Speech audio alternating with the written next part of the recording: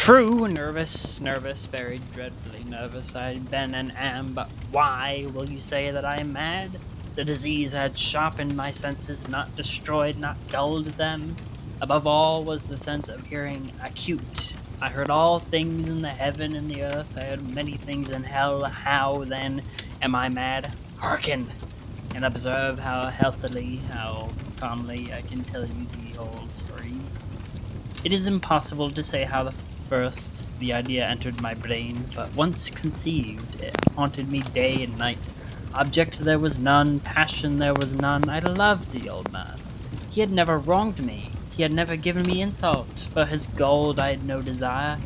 I think it was his eye. Yes, it was this. He had the eye of a vulture, a pale blue eye with a film over it.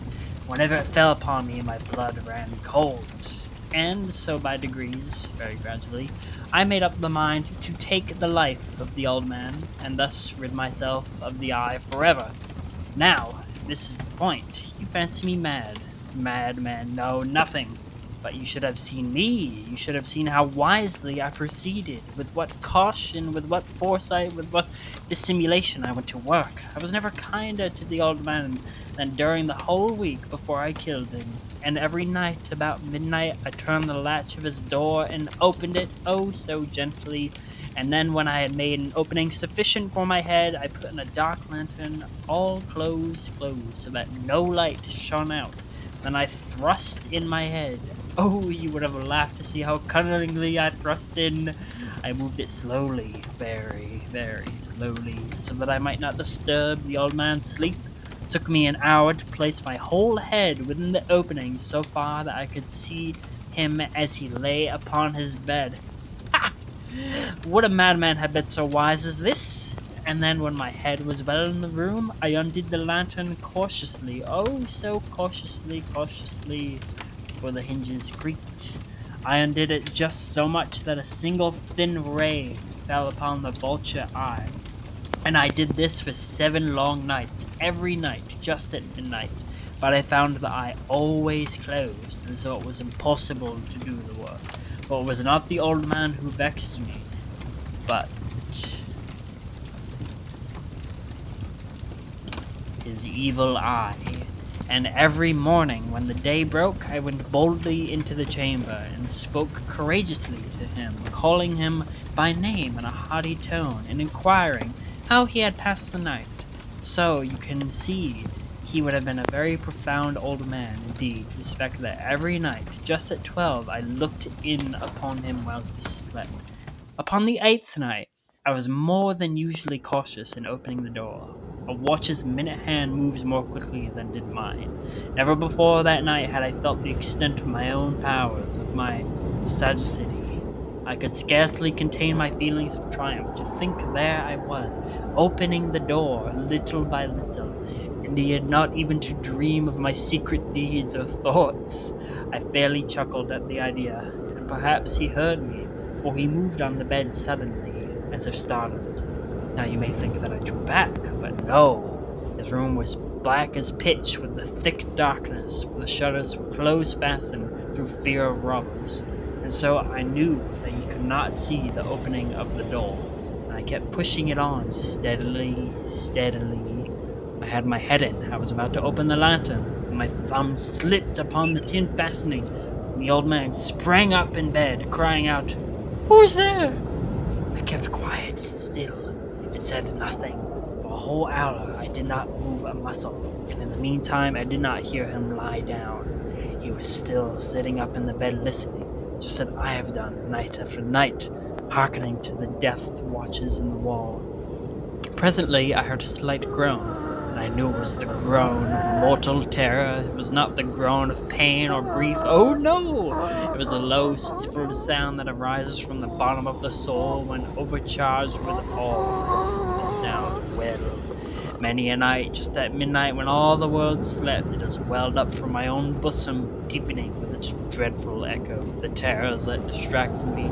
I say I knew it well. I knew what the old man felt, and pitied him, although I chuckled at heart. knew that he had been lying awake ever since the first slight noise, when he had turned in the bed. His fears had been ever since growing upon him. He had been trying to fancy them causeless, but could not.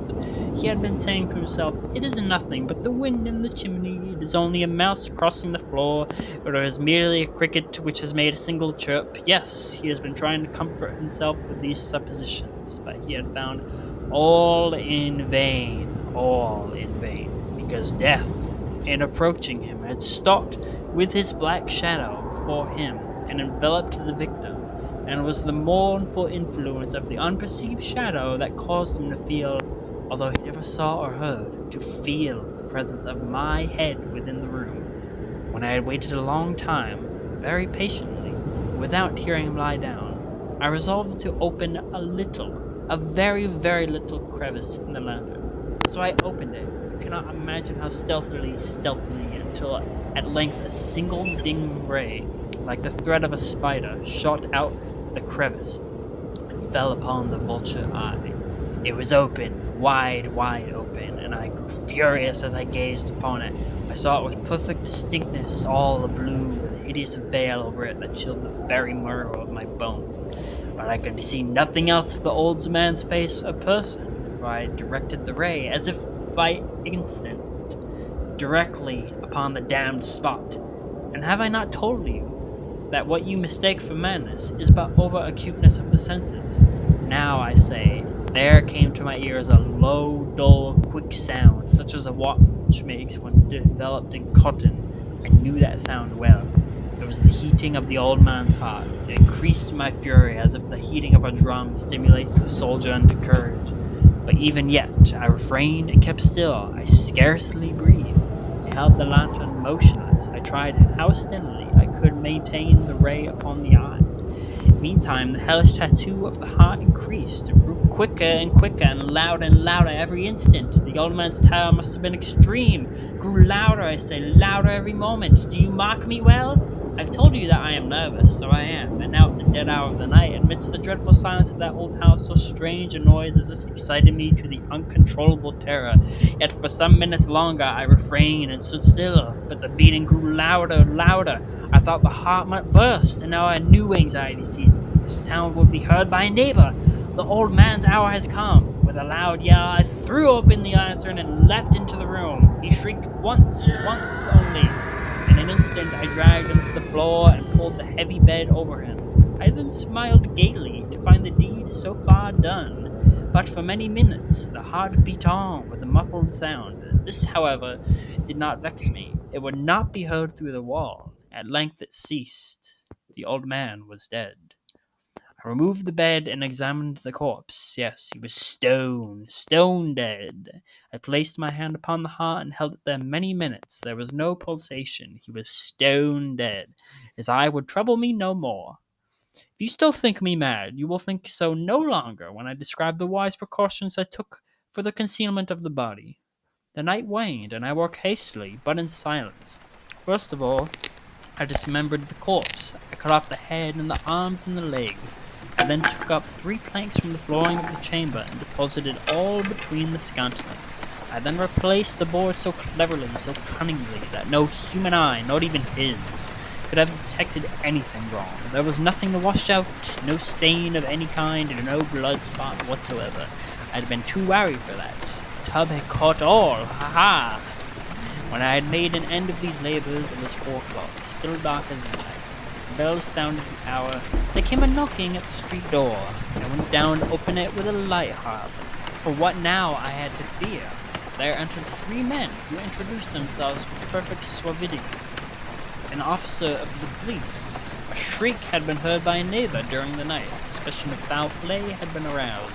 Information had been lodged at the police offices, and they, the officers, had been deputed to search the premises.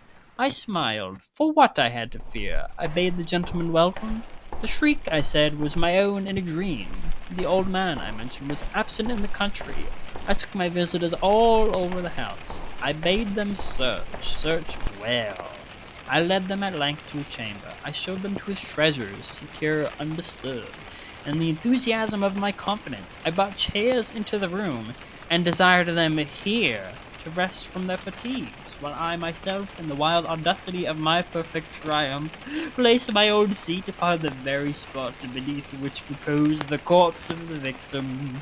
The officers were satisfied. My manner had convinced them. I was singularly at ease. They sat, and while I answered cheerily, they chatted of familiar things. But, ere long, I felt myself getting pale. I wished them gone. My head ached, and I fancied a ringing in my ears. But they still sat and still chatted. The ringing became more distinct. It continued and became more distinct.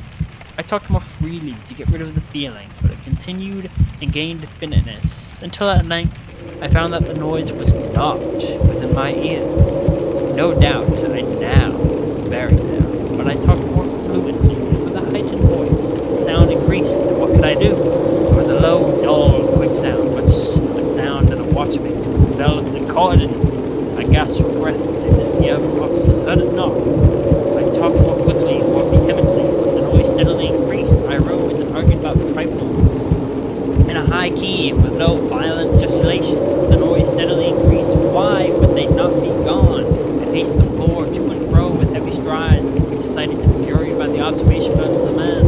But the noise steadily increased. Oh God, what could I do? Oh, I raved. I swore. I swung the chair upon which I had been sitting, grated it upon the boards, but the noise arose all over and continually increased, louder, louder, louder, and still the men chatted pleasantly, inspired.